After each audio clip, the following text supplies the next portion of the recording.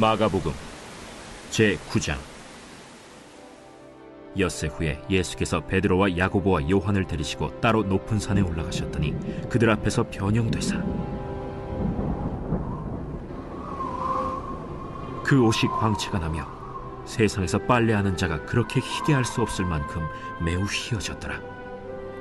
이에 엘리야가 모세와 함께 그들에게 나타나 예수와 더불어 말하거늘 베드로가 예수께 고하되, 라삐여, 우리가 여기 있는 것이 좋사오니 우리가 초막 셋을 짓되 하나는 주를 위하여, 하나는 모세를 위하여, 하나는 엘리야를 위하여 하사이다 하니 이는 그들이 몹시 무서워하므로 그가 무슨 말을 할지 알지 못함이더라.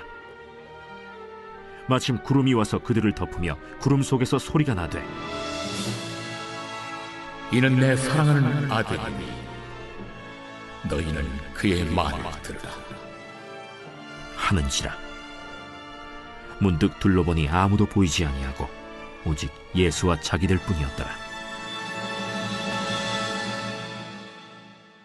그들이 산에서 내려올 때 예수께서 경고하시되, 인자가 죽은 자 가운데서 살아날 때까지는 본 것을 아무에게도 이르지 말라. 그들이 이 말씀을 마음에 두며 서로 문의하되, 죽은 자 가운데서 살아나는 것이 무엇일까? 예수께 묻자와 어찌하여 서기관들이 엘리야가 먼저 와야 하리라 하나이까?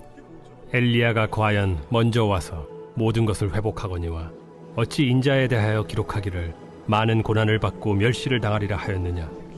그러나 내가 너희에게 이르노니 엘리야가 왔으되 기록된 바와 같이 사람들이 함부로 대우하였느니라.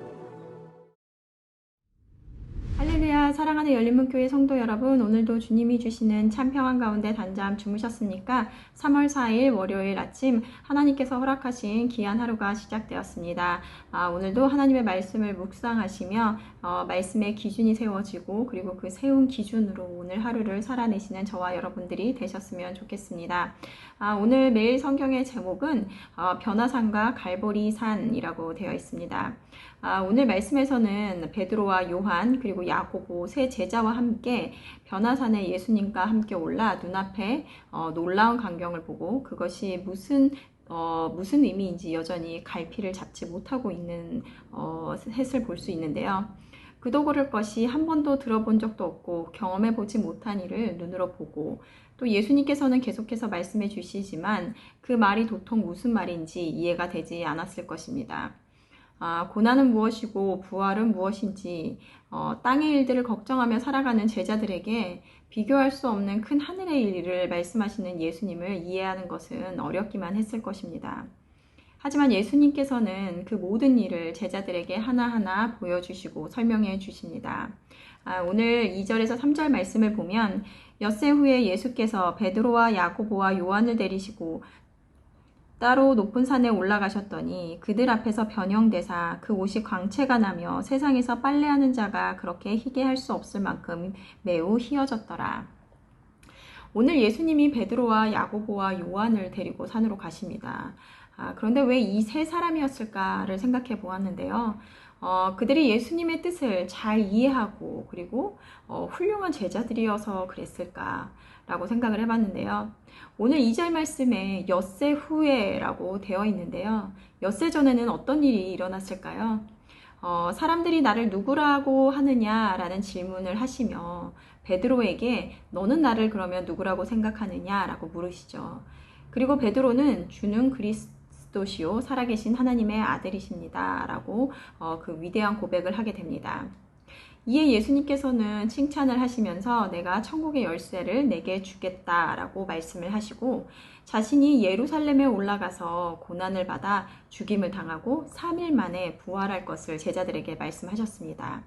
그러자 베드로가 항변하며 절대 그럴 수 없습니다 라고 이야기를 했다가 사탄아 뒤로 물러가라 라는 꾸중을 듣는 사건이 나옵니다. 예수님의 십자가 사역을 방해했던 인물이 된 셈인데요. 그렇다면 야고보와 요한은 어떤 자들이었을까요? 예루살렘 입성 전에 자신들을 하나는 주의 우편에 하나는 주의 좌편에 앉게 해달라고 하며 나머지 제자들의 불만을 샀던 그 일이 있죠. 모두가 여전히 자신들이 생각하는 왕으로 확신하며 한 자리 차지할 생각들을 하고 있었던 것입니다. 예수님은 끊임없이 이 땅에 오신 이유를 말씀하고 계시는데 제자들은 자신들이 기대하는 왕의 모습을 떨쳐내지 못하고 있기에 모든 것이 자신들의 뜻대로 해석하고 바라보게 되는 것입니다. 그런 제자들에게 오늘 변화산에서 예수님이 엘리야와 모세와 함께 이야기하는 모습을 보니 그들 가운데는 더 큰 확신이 있었을 듯합니다. 엘리야와 모세와 함께 예수님께서 말씀하시는 모습을 보면서 눈으로 보고 있는 것이 믿겨지지 않을 만큼 제자들은 너무나 흥분되어 있었을 것인데요. 그리고 베드로가 예수님께 말합니다. 베드로가 예수께 구하되 라삐여 우리가 여기 있는 것이 좋사오니 우리가 초막 셋을 짓되 하나는 주를 위하여 하나는 모세를 위하여 하나는 엘리야를 위하여 하사이다 하니 예수님 지금 이 순간이 너무나 좋습니다. 제가 초막 셋을 짓고 여기서 이렇게 머물고 싶습니다 라고 베드로는 기뻐하고 있습니다. 엿새 전에 고난을 받아 죽을 것이라는 것과 부활할 것에 대해 받아들이지 못하여 사탄이라고 꾸중을 듣고 난 지 얼마 되지 않아 그는 까맣게 잊고 또다시 이와 같은 말을 하고 있습니다. 이렇게 베드로는 여전히 예수님께서 이 보여주시고 알려주시고자 하는 것이 무슨 의미인지 알지 못하고 있었습니다. 그때 7절에 마침이라고 하며 아직도 갈피를 못 잡고 있는 그들에게 하나님께서 직접 말씀을 하시는데요. 이는 내 사랑하는 아들이니 너희는 그의 말을 들으라 하는지라. 하나님께서는 그들에게 직접 너희들의 말을 하지 말고 너희의 사고 안에 갇혀서 그의 말을 왜곡 없이 예수님이 하시는 말을 그대로 들으라 라고 말씀하고 계십니다. 이렇게 죽음과 부활 그리고 영광스러운 모습으로 다시 오시는 예수님의 이 가르침 속에 제자들은 여전히 그 뜻을 알지 못하여 변화산에서의 이 일로 흥분하여 예수님께서 말씀하셨던 고난과 죽음에 대해 생각조차 하지 못하고 있는 모습을 보고 있습니다. 예수님께서는 제자들에게 나를 따라오려거든 자기를 부인하고 자기 십자가를 지고 날마다 따를 것이니라고 말씀하였으나 며칠 전에 들었던 이 가르침과 말씀을 깊이 깨닫지 못하고 영광에 취해 여기가 좋습니다 라고 말하고 있는 것입니다.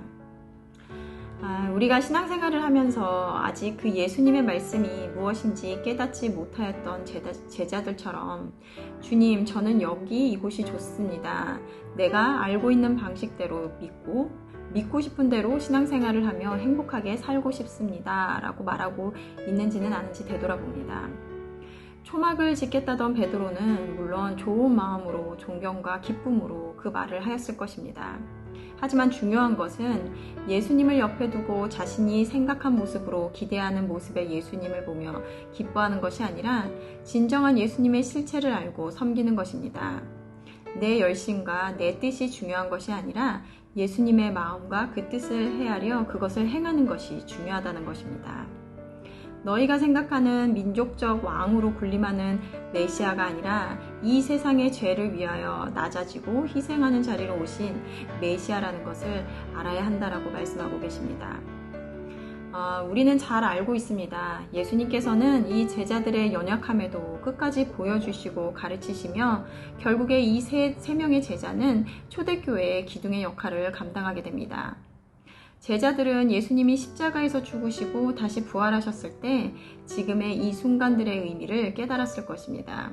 그리고 누구보다 예수님을 따르는 길이 어떤 의미인지 체화함으로 더 잘 가르칠 수 있게 되었을 것입니다.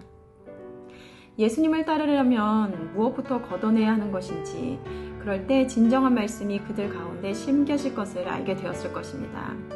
사랑하는 성도 여러분, 신앙의 길은 쉽지 않은 길임은 분명합니다. 하지만 나를 부인하고 예수님을 붙잡고 나아갈 때 진정한 그 영광의 기쁨을 영원히 누리게 될 줄을 믿습니다. 오늘도 말씀으로 마음의 변화를 받아 기쁨 가운데 하루를 보내시는 저와 여러분들이 되셨으면 좋겠습니다. 함께 기도하시겠습니다. 사랑하는 하나님, 오늘 말씀을 보며 우리의 신앙의 여정을 보는 듯합니다. 처음 예수님을 만나서 내가 원하는 삶을 이루어 주실 것을 기대하며 신앙생활을 했을 때가 있었습니다. 하지만 내 뜻과 내 소망을 이루는 것이 중요한 것이 아니라 하나님의 뜻과 마음을 알아 제자로 살아갈 때 그것이 참된 복된 길임을 깨닫습니다. 아직도 깨어지지 않은 우리의 고정관념으로 인해 예수님의 말씀을 내가 원하는 대로 해석하지 않게 하여 주시고 참 하나님을 알아 그 뜻을 이루며 살아내는 우리들 될 수 있도록 인도하여 주시옵소서. 감사드리며 예수님의 이름으로 기도드렸습니다. 아멘.